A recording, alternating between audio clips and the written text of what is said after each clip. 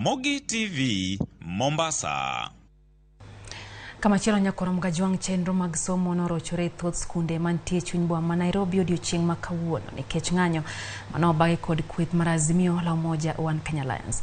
Mokum skunde mane walemo moriwo skund primary ma Kilimani Catholic Primary, Donholm, Sunrise kod skund primary ma Olympic e kar chuny od bura ma Kibra. Kwan jopuonjre matin ya tamalo prabich duto emano chope skul.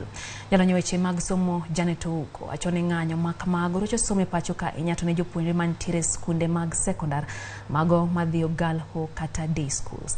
Kata kamane skund primary ma Harambe mayudre kar dak ma Buruburu tamalo procho kod aboro ma jopuonjre no chope skul. Kaluwore kod japuonj maduong' ma skuno Naomi Buchanga, chenro mar somo no dhi nyime makare maonge rochruok mora mora.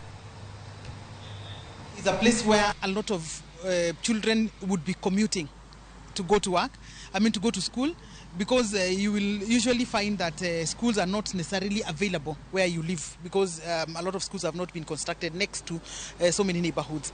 So because of that commute and what is happening with the demonstrations, you've also seen that a lot of matatus are also parked. So I've seen that you could comfortably say that on average half of the children in Nairobi did not attend school today.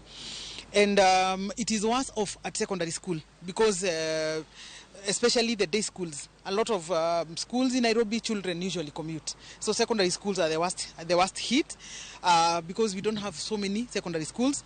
Like if you're talking about a child who has to come all the way from Umoja to go to Langata, then of course today is a no school day for that child. Turnout of the learners today is around 98%.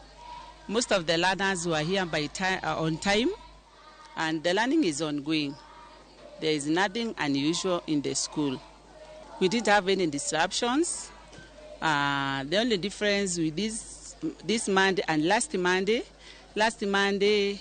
some learners did not come to school, but today the turnout is almost 100%.